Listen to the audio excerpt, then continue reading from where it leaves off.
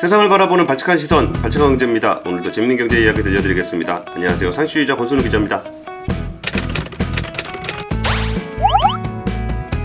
제가 항상 자랑했던 제 책이 나왔습니다라고 자랑을 했지만 사실은 실제 저자가 따로 있었습니다. 기획재정부 김용범 전 차관님을 모셨습니다. 안녕하십니까? 예. 안녕하십니까? 반갑습니다. 유튜브 처음 하시죠? 영광입니다. 우리 차관님이 또 코로나 한복판에서 마스크 대장으로서 대한민국 사람이 마스크를 쓸 수 있게 책임을 주시고 가장 텔레비전에 많이 나온 공무원. 벌써 2년 전이네요, 그게. 예, 벌써 그렇게 2년 됐나요? 전이에요. 2020년 3월이니까 2년 전이죠. 30여 년간의 공직 생활을 정리하시고 좀 더 자유로운 영혼으로 독립 경제학자입니다. 인디펜던트 이코노미스트. 예. 저희가 책을 같이 한권 썼는데요. 같이 썼다기보다는 차관님이 얘기를 하시고 제가 그거를 인간의 언어로 풀어내는 작업을 했습니다. 제목은 격변과 균형이고요. 이 책을 처음에 쓰게 됐던 거를 제가 먼저 조금 얘기를 드리면은 저희 방송 보시는 분들은 다 아시겠지만 코로나 때 이런저런 취재를 참 많이 했어요. 근데 이게 도대체가 무슨 일이 벌어지고 있는 건지를 눈앞에서 벌어져도 모르겠는 거예요. 코로나 때문에 갑자기 뭐 배가 없다는 둥, 뭐가 없다는 둥 뭐 그런데 이게 왜 도대체 이런 일이 생겼을까? 기사를 쓰면서도 이해가 안 가는 거예요. 그런데 현재가 이해가 안 가면 그 다음에 무슨 일이 일어날지도 이해가 안 가요. 그래가지고 제가 독립 경제학자가 되신 분께 찾아갔습니다. 최근 1년에 일어났던 일들에 대한 뭐 부동산 얘기도 하고 뭐 블록체인 얘기도 하고 그러면서 미시에서 좁은 눈으로 보고 있었던 저와 그 당시에 정책을 총괄하고 계셨던 차관님은 이 시대를 어떻게 바라보고 계셨을까라는 것이 궁금해서 한 2시간여 정도 인터뷰를 나눴는데 굉장히 재밌었고 아쉬웠습니다. 주제 하나하나마다 엄청나게 많은 얘기가 있을 텐데 더 긴 시간을 두고 해봤으면 어떻을까라고 했는데 차관님께서 책을 쓰자 해서 나온 책입니다. 우리가 지금 최근 몇 년 어떻게 살아왔는지에 대한 얘기를 했던 거고 격변과 균형 책에 대한 소개를 잠깐 좀 부탁드릴게요. 저는 이제 저의 나름대로 정부에서 있으면서 팬데믹이 왔을 때 초기부터 같이 씨름하고 대응하면서 이게 보통 사건이 아니다 이런 생각을 하면서 정책 차원에서 경험했던 그런 사건이었고 작년 3월에 자리에서 물러난 뒤로 여기저기 이제 강연 같은 걸 다니면서 팬데믹 사실 세계적인 사건이거든요. 맞아요. 한 세기에 한번 일어날까 말까 한 사건인데 이 팬데믹이 세상에 많은 것을 바꿔놨는데 팬데믹은 어떤 위기인가 얼마나 세상을 크게 바꿔놓은가 어려운 쪽으로 많이 바꿔놨죠. 사회가 다뤄야 될 과제들에 대해서 이제 제 생각을 이렇게 정리해서 발표를 여기저기 좀 했었어요. 그런 데서 사람들이 다 비슷하게 고민들 하고 있는 거죠. 이거 큰 변화가 있는데 어떻게 이게 진행 중이니까 잘 모르잖아요. 그분들의 이제 질문 주고받고 하는 거 저도 좀 다듬고 그러면서 사람들이 좀 길게 이걸 한번 좀 정리를 해봐라 그런 이야기를 했었는데 감당이 안 되는 일이죠. 책을 쓴다는 것이 같이 좀 작업을 하면은 한번 해볼 수 있지 않을까라는 그런 생각이 들어서 이제 그렇게 협업을 하게 됐는데 다행히 이렇게 좋은 작품이 나왔습니다만은 왜 격변인가 말씀드린 대로 세계적인 정도 충격이에요. 어떤 사람이 일생을 살면서 이런 일들이 자주 있으면 안 되죠. 그 정도 급입니다. 팬데믹이라는 위기가. 그래서 이제 진짜 대격변이죠. 우크라이나 같은 전쟁 같은 걸 보세요. 그래서 우리가 지금 목도하고 있는 이 충격이 흔히 있는 충격도 아니고 성격도 대단히 독특하고 그쵸. 팬데믹이란 그런 격변이 있는데 그 전에 또 글로벌 위기가 있었잖아요. 그러니까 벌써 21세기가 20년이 지났는데 각 10년 단위로 두 번의 커다란 위기가 있는 거예요. 이게 21세기가 보통 세기가 아닌 거죠. 근데 격변이 진행 중이고 제가 이 책을 구상하고 우리 공 기자님 쓸 때는 사실은 격변이라는 표현이 너무 센 거 아닌가 이런 생각도 했는데 우크라이나 전쟁이 터지고 그 이후에 일어난 일을 보면은 격변이라는 말도 그렇게 대단히 강한 것도 아니고 그렇게 됐잖아요. 격변이 일어나면은 말은 헝클어지고 어려워지고 구조적 변화가 일어났는데 그러면 이제 균형이라고 하는 거는 그래도 사회가 이제 복원을 해서 어려움을 딛고 조금 더 나은 상태로 이제 회복을 해 나가야 되죠. 그게 이제 균형이라고 할 수 있는 거고 이 격변이 왔고 격변이 많은 문제를 어렵게 만들고 또 새로운 문제를 만들고 그래서 이걸 헤쳐 나가야 되잖아요. 우리 공동체로서도 그렇고 전 지구적으로도 그렇고 제가 정책을 했으니까 정책적인 측면에서 제시를 했는데 이제 또 앞에 현상과 이 변화 부분을 이제 대격변이라는 4개 장으로 엮고 6개 과제를 이제 균형 과제라고 해서 1부, 2부로 하자고 그래서 1부, 2부가 이제 일어나고 있는 격변에 대한 현상 두 번째 균형을 위한 정책적인 과제 그렇게 해서 이제 격변과 균형이라고 책이 이제 제목을 그렇게 달게 됐습니다. 맞습니다. 이게 뭐 구체적인 얘기들을 이제 좀 해 나갈 건데 이 책을 같이 얘기를 하면서 참 즐거웠던 것 중에 하나가 우리 삶의 정책이라는 건 굉장히 큰 영향을 미쳐요. 근데 정책이라는 게 만들어지는 과정을 일반 사람들이 들여다보기도 힘들고 정책을 하신 분들이 왜 그런 정책을 하셨는지에 대해서도 파악하기가 굉장히 어렵습니다. 일종의 블랙박스죠. 정부 예. 안에서 의사결정 과정이. 예, 그래서 그 과정들이 어땠었는지 이제 현직이 아니시니까 조금은 편하게 들을 수 있지 않을까라는 좀 기대가 좀 있었고 우리가 생각했을 때 와 이거는 정말 답이 없다 싶은 그런 주제들이 있어요. 뭐 예를 들면은 녹색 전환이라든지 블록체인이라든지 양극화라든지 이런 거는 분명히 뭐가 문제라는 건 알지만 진짜 어디서부터 어디까지를 할 수 있을까를 각각의 시각에서 볼 때는 알 수가 없고 이게 되게 통합되어 있는 정부에서는 어떤 논의가 되는지를 알 수 없고 그래서 사실 제가 저분의 뇌를 좀 꺼내서 보고 싶었습니다. 근데 정말 운 좋게도 이런 책을 같이 작업을 하게 되면서 정말 흥미롭게 얘기를 듣게 봤는데 팬데믹이라는 위기 우리는 정말 난데없이 바이러스에 노출이 돼서 전 세계적으로 한 500만 명 넘는 사람이 죽고 그렇게 죽을 거라고 생각했던 것도 아니고 그냥 하다 보니까 이렇게 됐잖아요. 경제 위기 같은 경우도 어느 정도까지 될까를 잘 모르면서 이렇게까지 왔는데 팬데믹 위기라는 그 특징을 좀 어떻게 좀 정리하고 계세요? 팬데믹이 기본적으로 이 코로나 바이러스라는 눈에 안 보이는 이 병원체 때문에 생긴 거잖아요. 예. 사람과의 접촉을 통해서 이제 전파가 되니까 보이지 않는 병원체로부터 인간을 지킬 수 있는 방법은 거리두기예요. 잠복기가 있고 전파가 되기 때문에 이론적으로는 전 인류가 14일간 전원이 동작구만 하고 있으면은 이 코로나가 이제 어디 전파가 안 되겠죠. 이게 사회가 그렇게는 안 되잖아요. 그래서 최소한의 기능을 빼고는 전부 다 거리두기를 했죠. 초기에는. 예. 그래서 소위 말해 이제 거리두기 하면서 락다운이라는 말도 나왔는데 멈춰야 되는 거예요. 코로나 바이러스가 무서우니까 이게 생명을 또 위험하는 보건위기잖아요. 보건위기에 대한 인간의 대응은 거리두기. 그러면은 경제활동이 거의 필수 활동 빼놓고는 이제 멎는 거잖아요. 예. 경제활동은 사실은 만나고 공장 가서 생산하고 가서 서비스하고 이런 거잖아요. 경제라는 게 그거를 멈추니까 수요는 팍 줄어들죠. 뿐만 아니라 공급도 현저하게 줄어듭니다. 공장을 못 가잖아요. 그러니까 공급망 교란이라는 말도 있지만 수요와 공급 둘 다가 동시에 위축이 되는 건데 경제 살리자고 계속 사람 목숨을 위험하게 할 수는 없으니까 인간이 그때 당시에 가장 효과적이고 합리적인 대응이 멈춤이에요. 경제는 위축될 수밖에 없는 거죠. 그런데 이제 경제까지 하면은 괜찮은데 경제가 위축되다 보면 회사가 멈춘다고 그래서 차입금 상환 의무가 안 오는 거 아니에요. 은행이 문을 닫아도 이자는 갚아야죠. 상환 의무는 오는 거죠. 예. 그러니까 이 멀쩡한 기업도 이게 없었으면 받을 건 안 오는 거예요. 부채는 멎어지지가 않고 이게 길어지면 멀쩡한 기업들이 도산할 수 있죠. 예. 그러면 금융위기가 또 오는 거예요. 그래서 보건위기, 경제위기까지 막아지면 괜찮은데 경제위기가 또 길어지면 이게 이제 금융위기가 겹치면 멀쩡한 기업이 또 어려워지잖아요. 그쵸. 세 가지가 한꺼번에 올 수가 있으니까 기본은 보건위기 막아야죠. 보건위기, 경제위기, 잘못하면 금융위기가 갈 수 있는 그냥 금융위기하고 좀 달라요. 글로벌 위기나 우리 외환위기 같은 경우에는 재무적인 측면의 위기잖아요. 생명 위험이 있는 것도 아니고 그다음에 수요가 위축되지 보통은. 그쵸. 공급은 문제가 없었고. 그러니까 돈이 없어서 물건을 못 사는 거지 물건이 그렇죠. 만들어지긴 하죠. 그렇죠. 예. 그런데 이번에는 수요 공급 양쪽 그다음에 거기다 보건위기까지 그리고 팬데믹이라는 게 전 지구적인 의미잖아요. 인류가 지금 하나로 이제 통합돼 있으니까 전체가 이렇게 멎어본 적이 없어요. 전 세계가 통합된 만큼 전 세계를 멈추게 했기 때문에 이 충격은 어떤 경제적 충격보다 급작스럽고 아주 큽니다. 근데 그 초기에 한 2주 정도를 모두 다 멈춤을 할 수 있다면 경제적인 타격은 있겠지만 병원군부터 잡고 근데 그 당시 정책 의사결정 하실 때 팬데믹이 이렇게까지 길게 갈 거다라는 것을 좀 어느 정도는 염두에 뒀었나요? 아니면 진짜 우리가 정말 락다운 확실하게 해서 막 한 달, 두 달 만에 확 끝내버릴 수 있으면 그 뒤에 재정을 쏟아부어서 경제를 한번 부양시켜보겠다 이런 생각을 했을 수도 있을 것 같아서 뭐 중국은 초기에 이제 우한에서 진행되고 있다는 거를 대외적으로 그렇게 공개는 잘 안 했죠. 그리고 예. 이제 우한이 아주 두어 달 동안 아주 쑥대밭이 됐으니까 그 중국은 이제 처음에 공개적으로 드러내놓고 하고 그러진 않지만 더 이상 감출 수가 없던 단계가 됐을 때는 공산주의 체제의 특징이기도 하지만 거의 완벽한 락다운을 했죠. 예. 그래서 중국이 이제 초기에는 수습을 한 거고 근데 그렇게까지 할 수 있는 나라가 많지는 않아요. 개인의 자유 문제도 있고 그쵸. 자영업자나 이런 사람들의 좀 어려움도 있고 그렇기 때문에 개인의 일상을 그렇게까지 강요할 수 있느냐 이런 위기가 자주 있었던 것도 아니기 때문에 예. 설마설마란 것도 있었고 초기에 락다운 하면은 효과적으로 할 수 있다라는 거를 합의를 이루어내기가 쉽지는 않았죠. 그렇게 많은 사람이 생명을 잃었음에도 불구하고 완전한 2주간의 전면적인 락다운, 그다음에 개인의 그 이동 경로를 파악 이런 거에 대해서는 끝까지 사회적으로 합의가 쉽지는 않았기 때문에 2년 뒤에 일어난 일 가지고는 경험이 없었죠.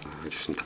그러면은 차관님께서 IMF 위기도 경험하셨고 2008년 금융위기에는 거의 한복판에 또 계셨고 이번에 팬데믹까지 이렇게 하게 됐는데 위기를 대응하는 방식이 이전에는 일종의 금융 경제 위기, 외환위기, 금융위기였다면 이번에는 그 세 가지 복합위기 성격이 좀 있었는데 그 위기를 대응하는 방식의 차이점은 좀 어떤 부분이 있었어요? 우한에 그런 일이 있다는 정도만 알고 있었죠. 근데 우리한테 아직 확진자가 오기도 전이고 사실 뭐 별로 우리한테까지 전파되리라는 생각은 그때는 꿈에도 안 했고. 근데 2020년 1월 20일에 이제 우리나라에서 1호 환자가 났는데 그때도 별로 큰 뭐 경각심은 없었는데 21일 날 환율이 크게 움직였어요. 10원 정도가 갑자기 환율이 이제 오른 거예요. 통상적이지 않은 움직임이니까 제가 이제 환율 담당하고 있는 외화정 과장에게 왜 이런지 좀 알아봐 달라고 당부를 했더니 갑자기 홍콩하고 이런 이제 외환 시장에 우한 세력이 알려진 것보다 더 심각한 것 같다는 말이 시장이 쫙 돌면서 신흥국 통화가 쫙 빠졌다는 거예요. 우리도 이제 영향을 받은 거죠. 옆에 있으니까 아 이게 뭔가 이제 심상치 않구나. 그래서 이제 비상을 걸었죠. 우리 이제 외환 당국 뭐 그런 라인들에 전부 이제 총 비상을 걸어서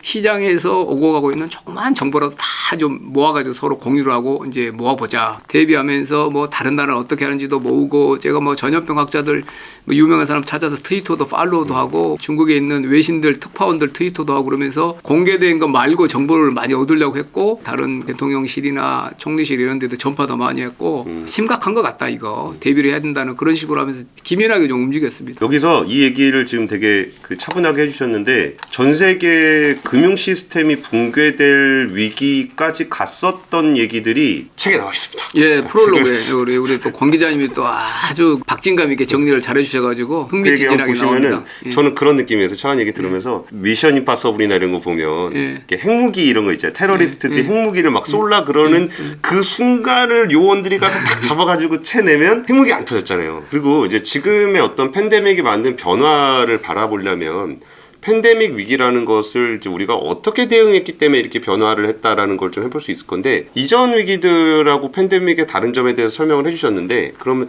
팬데믹 위기에 대한 대응이 어떻게 좀 달랐다고 보세요? 첫 번째는 이제 보건적인 측면에서는 이제 락다운 하느냐 마느냐지만 경제 위기는 즉각적이잖아요. 예. 사람이 실업을 막 미국 같은 경우는 일주일에 뭐 몇백만씩 당하니까 실업을 당하면은 실업 수당을 줘야 되고 식당 모든 일들이 없어지니까 그분들은 식당 가서 이제 일해서 매출 올리고 이제 살아가야 되는데 모르니까 국가가 재난지원금 같은 걸 줄 수밖에 없잖아요. 예. 그리고 국가가 멈춤을 지시한 거예요. 그럼 사업을 하지 못하도록 막은 거잖아요. 그렇다고 임대료나 이런 것까지 다 멈추지지는 않는 거죠. 예. 그러니까 인위적으로 보건을 위해서 정부가 당국이 행정 지도로 멈춤을 명령했기 때문에 거기서 오는 손실은 일정 부분은 보존해 줘야죠. 그렇지 않으면 생계가 유지가 안 되니까 글로벌 위기는 금융 시스템이 망가졌으니까 소위 말하는 뱅크런 같은 게 일어나지 않도록 은행이나 이런 금융회사에 부실 자산을 사주고 주로 금융 쪽인 측면에서 근데 이번에는 대응을 하는데 성격이 상당히 다른 그런 위기이기 때문에 대응책도 달라야죠. 이번 이제 팬데믹 위기 때는 금융 시스템이 얻지 않도록 뭐 수합도 해주고 당국이 좀 도와주고 이런 거는 기본이고 근데 이제 재정의 역할이 굉장히 컸던 거예요. 금융위기 때는 금융회사를 이렇게 도와주는 간접적인 그런 재정이었다 그러면 이번에는 전 국민들한테 재난지원금을 주고 방역부터 시작해서 국민 한 명 한 명한테 직접적으로 재정 지출을 해주는 다른 거죠. 이전보다는. 그러니까 처음 봤어요. 저도 살면서 정부가 정책을 한다라는 건 항상 이게 간접적인 방식으로 나의 삶에 영향을 미쳤는데 이번에 신기하더라고요. 이게 통장에 한 100만 원 넣어주고서 그냥 쓰라 그러니까 뭐지 싶은. 세금 많이 내셨잖아요. 그러면은 이렇게 직접적으로 지원을 하다 보니까 생겨난 변화 중에 이제 인플레이션을 좀 꼽아주셨는데 팬데믹의 구조적인 특징 중에 그 인플레이션이라는 게 왜 그게 중요한 거예요? 사실 이제 팬데믹 전에는 교과서에만 있는 이제 소위 말하는 성숙 경제에서는 인플레이션이라는 게 사라졌다고 많이들 이야기했어요. 디플레이션 트랩이라고 그러죠. 디플레이션 함정. 인플레이션보다 더 무서운 게 디플레이션이다. 어떻게 디플레이션 함정에 안 빠지는 발버둥 치는 게 경제학에서도 연구 주제였고 정책적으로 아베노믹스도 그런 거잖아요. 그렇죠. 인플레이션은 적어도 성숙 경제에서는 이제 지나간 걸로 생각을 했던 거예요. 그리고 오히려 인플레이션이 오면은 땡큐다. 디플레이션이 너무 무서우니까 예. 한 2, 3% 올라주는 게 아주 반갑다 그런 정도로 생각했는데 이번 팬데믹은 성숙 경제에서 인플레이션 다시 안 온다고 생각했던 게 다시 튀어나온 거나 마찬가지인데 잠깐 20년, 21년 재정 지출하고 공급이 위축되고 그러다 보니까 2020년 지표가 굉장히 낮아졌잖아요. 예, 예. 소위 말하는 미국 연준 같은 데서 중앙은행도 일시적이다. 예. 인플레이션은 트랜지토리하다. 일시적이다라고 해서 애써 무시를 했던 거예요. 그러다가 이제 연준이 이제 오판한 걸로 결과가 됐잖아요. 일시적인 게 아니고 구조적이다. 구조적이라는 것도 오래 간다는 뜻이잖아요. 몇십 년 전 일이고 이게 팬데믹 때 확 지표가 나빠져서 한 1, 2년간 일어난 문제라고만 생각을 했지 연준이나 이런 사람들도 아주 내로라는 경제학자들도 경험이 없는 거예요. 인플레이션에. 그래서 지금 이제 연준이 이제 뭐 내일 모레 FOMC도 하고 그러는데 어떻게 대응할 건가가 아주 큰 불안 요인이죠. 거시경제 정책을 할 때 네. 인플레이션이 되게 진짜 수십 년 만에 처음 온 것도 알겠고 거기에 대한 경험이 없었다는 것도 좀 알겠는데 그러면 인플레이션이라는 게 나타났을 때 거시경제 정책을 할 때 어떤 부분 때문에 인플레이션이 좀 이렇게 두려운 거예요?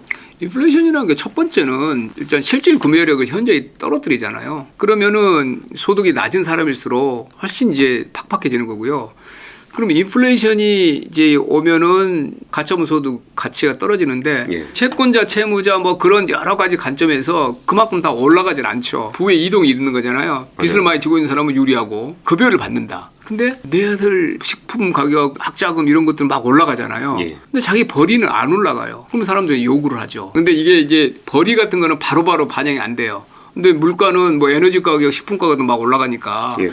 그래서 그거는 이제 모든 분야의 뭐 가격이라는 게 다 그렇게 바로바로 올라가지 않은 영역이 있기 때문에 민심 같은 것도 요동칠 수가 있고 인플레이션 이 물가가 올라 에너지와 식품 가격이 올랐을 때 정치적 격변이 많이 있죠, 당연히. 그렇죠. 정치적으로도 그렇고 경제적으로도 굉장히 어려움을 초래합니다. 그러니까 보통 인플레이션. 그럴 때는 통화 정책으로 금리를 올리거나 이런 식으로 좀 이제 그렇게 해야 되는데 수요가 많이 사람들이 돈이 너무 많이 풀려가지고 너무 많은 사람들 수요가 몰려가지고 인플레이션이 있으면은 수요를 위축시키는 데를 정상화하는 데는 금리를 올리면 어느 정도 효과가 있어요. 그렇죠. 근데 이번에는 이 인플레이션이 나타난 것도 여러 가지 요인들이 있어요. 공급이 교란된 것도 있고 예. 에너지 가격이 올라 탄소 중립 이런 것 때문에 올라가고 그래서 중앙은행이 모든 걸 다 컨트롤할 수 있는 효과는 있을 텐데 예. 물가가 오르면은 물가 안정을 위해 중앙은행이 대응을 해야 되는 건 맞는데 인플레이션의 주된 요인이 중앙은행 정책과 직접적으로 연관되지 않은 그런 요인 때문에 일어난 것일 때는 예. 중앙은행의 정책적 대응에 한계가 있죠. 중앙은행이 공급 교란을 해결할 수 있는 것도 아니고 탄소 중립이라고도 우크라이나 휴전을 시킬 수도 있는 것도 아니고 그렇지만 대응을 해야 되는 거죠. 전체적인 물가 수준이 너무 올라가고 그러면은 중앙은행은 본인들이 책임질 수 있는 그런 정책 수단에 대해서는 대응을 하니까 금리를 올리고 뭐 여러 가지 뭐 양적 긴축을 하고 이렇게 하다 보면은 상당한 경제적인 교란이 되고 자연스럽게 경제를 연착륙시킬 수 있을까라는 또 그런 불안이 있죠. 여러 요인들이 있습니다. 지금 팬데믹 이후에 회복기에 균형, 정상적인 상태라고 상정할 수 있는 그런 상태, 평온한 상태로 복귀할 수 있을까에 대해서는 저는 많은 물음표가 있다고 봐요. 그리고 팬데믹 이후에 이제 다른 변화들에 대해서 좀 짚어볼 건데 과정에서 팬데믹 때문은 아닐 것 같긴 한데 그 녹색 전환할 때요. 갑자기 우리 정부에서 탄소 중립을 선언한 과정이 되게 신기했어요. 지금까지 그렇게 탄소 절감에 대해서 되게 적극적으로 뭘 했다고 보기는 좀 어려울 텐데 갑자기 감축도 아니고 중립 선언이 좀 이루어지는 과정들이 팬데믹 이후의 변화 중에 그 탄소 중립은 어떤 식으로 좀 이루어지게 됐고 어떤 변화를 좀 기후 위기에 대해서는 이제 매년이 다르다는 거는 다 알 수 있죠. 뭐 대홍수가 일어나고 뭐 산불도 많고 뭐 호주나 미국이나 이런 데 보면 자연 방화 규모가 어마어마하고 예. 뚜렷하게 느낀 거잖아요. 매년 기후가 좀 달라졌다는 거는 알 수 있는데 탄소 중립까지 갑자기 합의가 전 세계적으로 된 거는 다시 팬데믹으로 오는 거예요. 사람들이 너무 자연을 많이 파괴하고 인간과 자연 서식지, 동물 서식지가 너무 가까우다 보니까 이런 동물에서만 있던 병들이 인간한테 옮겨진다라는 이야기를 학자들이 경고를 했죠. 사람들이 진짜 그런 것 같다. 인간이 지구를 너무 못 살게 한 것 같다. 네, 그래서 이제 환경을 너무 많이 난개발을 하고 서식지를 파괴하고 인간의 영역이 너무 많이 자연의 영역을 침범하고 그러면서 팬데믹이라는 게 자주 발생한다. 무서운 거구나. 이 기후위기 추상적인 개념이 아니구나. 예. 그런 인식을 하게 된 거예요. 그러면서 우리 정부도 이제 뭐 그린 뉴딜 이런 이야기도 있고 뭐 그쪽에 대해서 뉴딜 계획 일환으로 그린 뉴딜 이야기도 하고 있었는데 탄소 중립까지는 구체적으로 선언한다까지는 아주 그 활발한 논의가 있었던 건 아닌데 근데 갑자기 중국이 2060 탄소 중립을 시진핑 주석이 선언을 했어요. 유엔 회의 가서. 그 중국이 선언하니까 뭐지 이런 분위기가 있잖아요. 네, 그다음에 중국이 그러면 이제 국제회의 가서 제일 목소리 높이지 않겠다는 거잖아요. 그렇죠. 그러면 다른 나라가 이제 탄소 중립 안 한다고 하기에는 쉽지 않죠. 제일 많이 배출한 나라가 비록 10년 뒤지만 2060을 딱 하니까 예. 우리나라 같이 제조업 강한 나라들은 안 하기는 어려워졌죠. 그래서 우리도 이제 판이 바뀐 거를 알게 됐고 상당히 빠른 시간 내에 탄소 중립 2050 그 대열에 이제 합류를 하기로 결정을 했고 중국은 여러 전략적 판단을 한 것 같습니다. 그래서 중국이 2060을 선언하고 나니까 대한민국 못한다는 말 하기는 어려웠어요. 그래서 탄소 중립은 당연히 우리도 해야 되고 이제 방법론을 찾아야 되는 거죠. 방법론. 어떻게 그거를 이제 이행할 것인지. 근데 궁금했어요. 왜 갑자기 2050 탄소 중립 취재하면서 만난 그 환경 쪽 오랫동안 연구하시거나 운동하시거나 한 분들도 갑자기 2050 탄소 중립 정부가 발표하니까 자기들이 하자 그랬던 건데 막상 발표하니까 근데 왜? 아니, 반갑긴 한데 근데 왜? 뭐 그런 반응들이 좀 많았는데 아무래도 이제 그 기후위기 대응에 조금 속도를 조절할 수 있었던 가장 중요한 아젠다를 짚고 있던 중국이 먼저 그걸 바꾸니까 근데 거기서 중국이 거죠. 하겠다는데 한국 다 쳐다볼 거 아니에요. 한국은요? 그러면 해야죠. 그래서 이제 머뭇거렸으면 오히려 이제 밀려서 하게 됐겠죠. 그렇겠죠. 그래서 아주 늦지 않게 선언한 거는 100번 잘한 일이고요. 근데 이제 쉽지 않은 과제죠. 이런 변화들이 있었어요. 팬데믹이라는 것이 우리한테 어떤 위기였고 그로 인해서 녹색 전환도 변했고 인플레이션이라는 굉장히 독특한 경제 현상을 맞닥뜨리게 됐는데 하나하나 좀 짚어보도록 하겠습니다. 그 새로운 변화에 대응을 좀 해야 되는데 일단 그 우크라이나 사태를 좀 어떻게 보세요? 단순히 그냥 뭐 우크라이나랑 러시아랑 싸우는 그 표면적인 이유 말고 이런 맥락 차원에서는 좀 어떻게 보세요? 이제 우크라이나와 러시아 전쟁이 이제 전선은 그렇게 돼 있지만 예. 사실은 이제 우크라이나 뒤에는 나토와 미국 있죠. 예. 서방 질서와 러시아나 이런 권위적인 과거의 공산 블록에 속했던 예. 그 세력 간의 사실은 이제 충돌이잖아요. 예. 89년에 베를린 몰이 무너지고 91년에 구소련이 이제 와해되고 예. 예. 그러면서 사실 서방 민주주의 그다음에 국제 금융 시장 이런 쪽으로 공산주의 블록들이 통합되면서 글로벌라이제이션이나 이런 세계화의 한 일원으로 편입돼서 상당히 진전된 국제 질서가 이루어진 걸로 보고 어떤 중동이나 어떤 그런 특수한 지역 말고 유럽 중심지에 지금 전쟁이 일어난 거니까 그런 정도의 대규모 충돌은 사실은 이제 극복됐다고 본 거죠 사람들이. 1991년 이후의 질서는 새로운 질서가 돼 있다라고 생각했는데 순진했던 거죠. 저는 이렇게 생각합니다. 팬데믹 때문에 생겼다고 할 수는 없지만 예. 이것도 팬데믹과 싸우면서 미국대로 유럽은 유럽대로 각 권역이 한 움큼씩 자기 문제를 가지고 있는 거예요.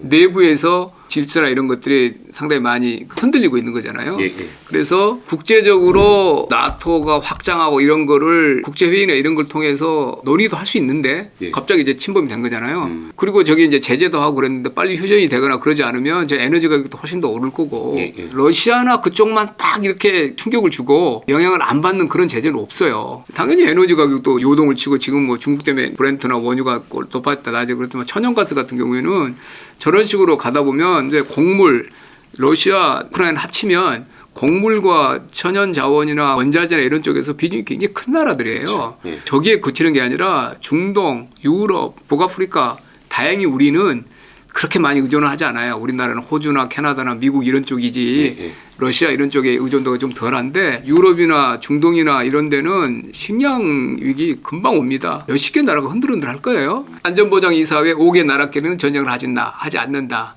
라는 암묵적인 게 있잖아요. 그렇죠. 근데 벌써 미국과 지금 유럽과 러시아가 싸우고 있는 거니까 이거는 많은 게 또 흔들리는 거죠. 그래서 글로벌 위기 때도 흔들흔들한 거고 팬데믹이 와서 또 거기에 또 많이 또 흔들흔들해지고 해결해야 될 문제는 더 커진 거잖아요. 문제가 더 악화시켰으니까 제가 이 책을 쓸 때만 해도 지정학적 위기나 이런 가지가 겹친다라고 해서 복합위기, 뭐 에너지 위기, 금융 위기, 경제 위기, 지정학적 위기가 한꺼번에 온다라는 식으로 이제 복합위기라는 의미도 또 썼지만 현실적으로 충돌이 직접 일어나고 저럴 정도로 대규모로 제재가 일어날 줄은 사실 저도 이 책을 복합위기에 대응해야 된다는 말을 쓰면서도 얘기를 못했으니까 우리가 이제 헤쳐나가야 될 상황들이 하나같이 쉬운 게 없어요. 그리고 결국 이제 우리가 팬데믹 위기를 거치면서 이게 지정학적인 위기는 통상이라든지 그쪽에서 거의 한 30년 동안 질서가 되었던 세계화라는 추세가 완전히 이제 격변을 겪게 되고 시작이라고 할 수는 없겠지만 어쨌든 어마어마한 전쟁이라는 이벤트가 발생을 한 거라 진짜 앞으로 어떻게 균형을 찾아갈지도 굉장히 좀 어려운 과제인 것 같아요.